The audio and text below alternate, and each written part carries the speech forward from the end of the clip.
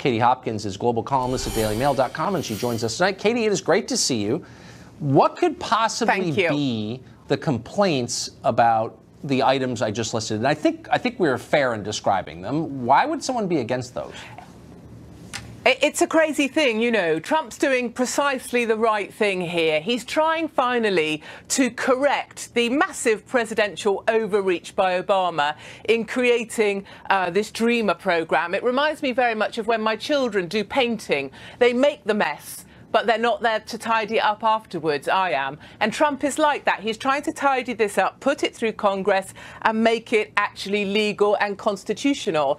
And I think, secondly, he's then saying, once we've dealt with the Dreamers that we have and we look after them and we've given Congress a time limit to make this happen, which is good, he's saying let's not let loads more people in. He's saying let's look after the ones we have. Let's look after also Americans. And I think that's a positive thing. If you just keep letting migrants in, you become like Germany. And nobody wants to become like Germany. Except and I think the leaders for me, I look at it a bit like a house. You know, I look after the children that I've got. I shut my front door and I lock it so that no baddies can get in and hurt my family. And then I also check my house out to check that none of my daughters have secreted any naughty boys in my kitchen, and I get them out as well. That's what Trump is delivering. And the Democrats cannot possibly be arguing for it, because otherwise they're going to lose the opportunity to protect the Dreamers that they so want to protect. Unless you didn't care about your kids, in which case you would leave the door open and attack anyone who tried to lock it. But yes. I'm just trying to understand the mindset here, and you deal with it, of course, in the UK, all through Western Europe. Your leaders want open borders. They resist any attempt to tighten up immigration. Why? What's the motive? It doesn't help the economy. What's the motive exactly? It seems to be this idea that the globalist policy, this way of thinking that we're all one planet and we should move freely about it, that seems to be the accepted way of thinking right across Europe. And no matter how much our crime rates go up, no matter how many attacks we have, we keep letting them in. So Merkel's now saying she will reduce immigration into Germany, but still is going to accept another 200,000. And we've just had a court case here where a lady has had all her children here. She doesn't have a right to be here. Her children are in school, and therefore she qualifies for all our benefits, and we have to find her a new house to put her 7 children in.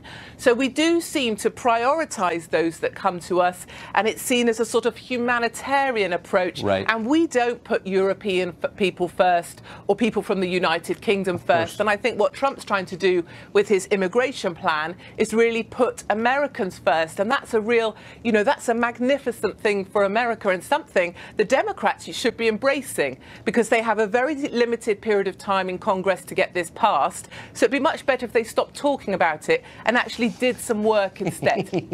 The one thing both our continents have in common is our leaders really don't care about the people who live there at all. So you've announced plans to go on a tour of British schools and deliver a series of lectures on terrorism. A lot of leaders in the UK are calling on schools not to allow you on campus. Are you going anyway? Yeah, so I get loads of emails from parents and from young people, my kind of 17 to 24-year-olds. They write to me because they don't get to say what they think in school anymore. In British schools, they teach that Trump equals hate. So they work that out, that Trump has a Muslim ban, that's intolerant, and therefore Trump equals hate. So they teach that to children aged 6 and 7. So I want to go around British schools. I am going around them in November 2017. It's the Stand Strong School Tour. And it's not about terrorism, Tucker. It's about asking children and students, so before they get to university, to stand up against being brainwashed by liberal teachers, and to really ask them to be taught, you know, how to think, not what to think. But unfortunately, of course, the government's come out against it. The Welsh Education Secretary has come out and said I shouldn't be allowed on campus. I've been banned by a city council altogether. But parents are now coming up because they want me to come into the schools. But I think my main message is that it's just because I'm a conservative woman, and I think also being white doesn't really help. I think if I was a transracial pescatarian with a diploma diploma in Islamic studies, I'd be incredibly welcome across our left-wing schools all over the UK. I wouldn't be surprised. Katie Hopkins, thank you for joining us, and good luck on tour. Tell us how it goes. Thank you, Tucker.